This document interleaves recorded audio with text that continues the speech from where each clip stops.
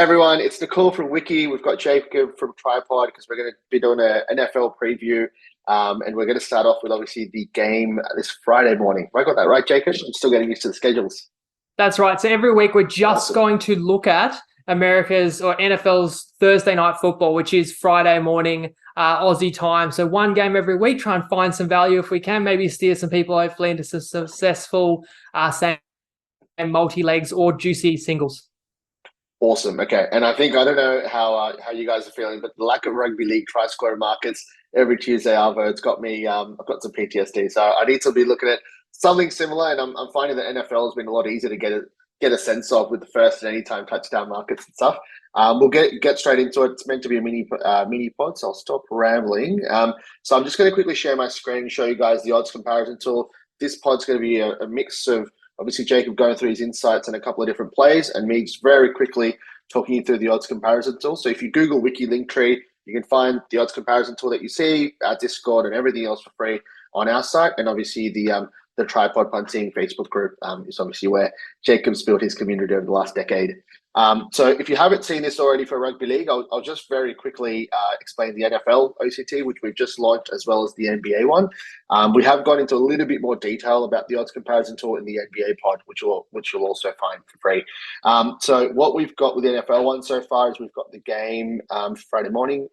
I've got the right game, Jacob? No, that game just took place. That's the most recent one that finished, funnily enough. Right. Okay. Yep. Cool. Have I got the wrong game then? Bears Panthers is right now. Yep. Right. Okay, sure. Give me 1 second. Let me just try to find if I've got a few more. Bears Panthers. There we go. Is that right? Yep. Yep, sweet. All right, cool. Awesome. So what we're going to do, we've got anytime and first touchdown scorer.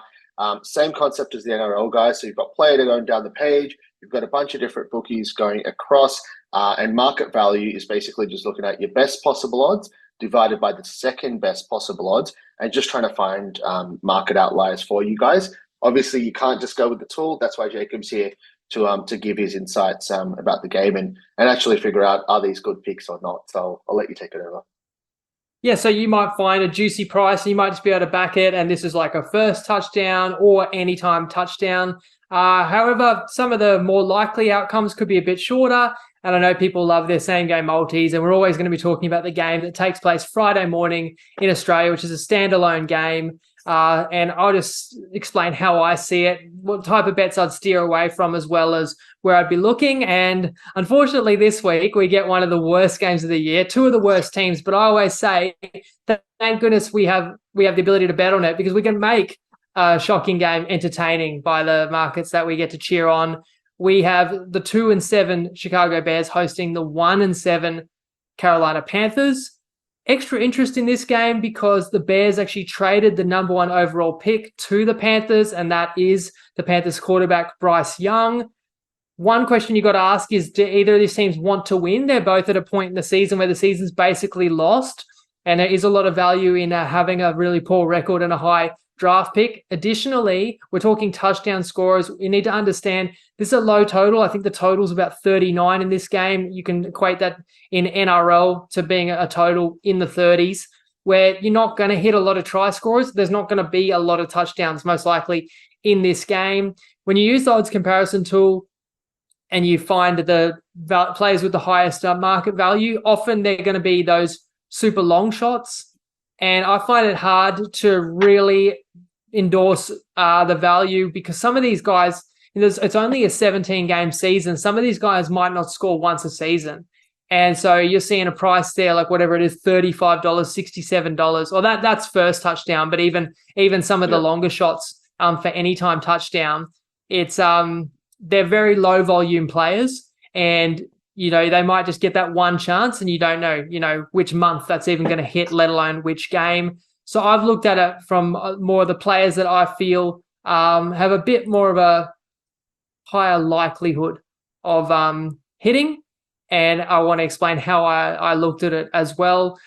The first most important note here is that the favored Chicago Bears haven't had their starting quarterback Justin Fields for the last 3 weeks. However, he is likely to play. So it's a tricky one. I think Fields probably does play, but where that's tough for anytime touchdowns is if Fields plays, he is a running threat and he can take red zone carries away from the running backs. So therefore, Fields plays, it makes Foreman less likely to score a touchdown because teams don't run the ball a lot more when they have more running options. Everyone just gets a bit less of a share often. So you've also, in addition to that, you've got Khalil Herbert, who has been on the injury, inactive with injury, but could return Friday our time. So again, you don't know. So you look at the three most likely touchdown scorers for the Bears. It's Fields, Foreman, and Herbert. So I wouldn't touch any of them because they could all take away from each other. It's all kind of downside. If it gets closer to kickoff and you know Herbert's not playing, you know Fields isn't playing, Foreman could be a really good bet. But if I'm going to back a touchdown scorer for the Bears and they are the most likely team to win this game, I'm going to look at a wide receiver. And there is a play I do like here. And I like DJ Moore. He's a superstar wide receiver. He was part of the trade haul that sent the number one pick to Carolina. So I love it when a guy is going against his former team, the team that traded him away, because you know he's going to have a point to prove and you know they're going to look for him. And with the odds comparison tool, I found DJ Moore $3.20 anytime touchdown. And that is also a leg that I reckon you could tie into a same gamer, with the Bears to win or whatever, something like that. And that could be a good value play. Awesome. Cool. I'll just very quickly show I'm not sure if you have any plays for first touchdown, but I'll just very quickly show the odds here. I'm just trying to draw like DJ Moore again. So he 320 he was anytime. And what have we got for him for first TD? Okay, that's pretty juicy as well. So you could have a small stake on the first touchdown as a single. And again, that he's probably my favorite anytime for a same gamer. And I do think the Bears most likely win. I think they are a 3-point favorite. But if I was looking at the Panthers, I also like a player who's 320 to score, and that's Chuba Hubbard. And he is the starting running back, and he's getting a lot of touches in the backfield for the Panthers. So again, I think if Nakul can find that, Hubbard is going to be, it says there 305. I don't know if it's changed in the last few minutes since I looked, but I might have updated. Yeah. Quite possibly. Okay, but 305 is still not bad for Hubbard, especially if you like Carolina. And I got a longer shot as well, and that is Bryce Young, the player who was traded by way of the draft pick from Chicago to the Panthers. And what I like about Bryce Young in this one, he is the quarterback for the Panthers. To be clear, to score a touchdown as a quarterback, you've got to run it in. You don't win this bet if it's a passing touchdown. But Bryce Young has some wheels, is pretty reasonably athletic. He's at least he's small, but he's zippy, and he only ran the ball 8 times in his first 5 starts. However, in the last 2 games, he has ran it 9 combined. So to me, there's a trend that they're using him. They're allowing him to run it a bit more, and therefore I think he could get a shot. And with the odds comparison tool, I found him at $9.50 for an anytime touchdown. So I think that's a decent value, and he's going to be 30 or 40s. There you go, 34 for first touchdown. Awesome. It just gets me thinking with obviously rugby league season's a few months away still for 2024, but whenever you point out an anytime touchdown score, I'm just thinking, all right, what is he for first? Because they can be quite juicy sometimes as well.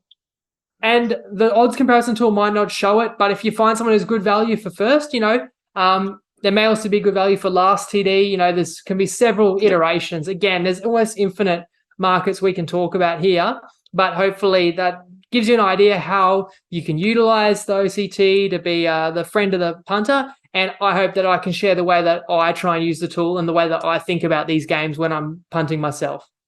Yeah, and I think even from my point of view, I went into this thinking, all right, cool, I'll host it, and Jacob will give his insights, and I'm going to be trying to learn more and more about the game and the markets as we go on. So hopefully in a few weeks' time, I've got a couple of my own tips to give out.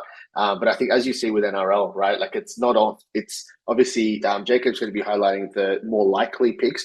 But what I'd love to do in a few weeks' time when I get to know the game a little bit more is find the. I think you mentioned when 2 of the worst teams are playing each other, you're thinking, oh man, not the most attractive game, can be a good game to punt on.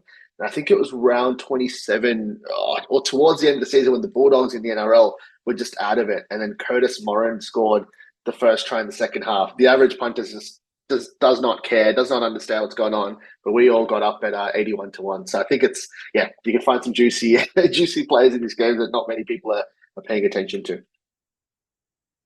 No, awesome, cool. All right, well, Jacob, we'll catch you next week.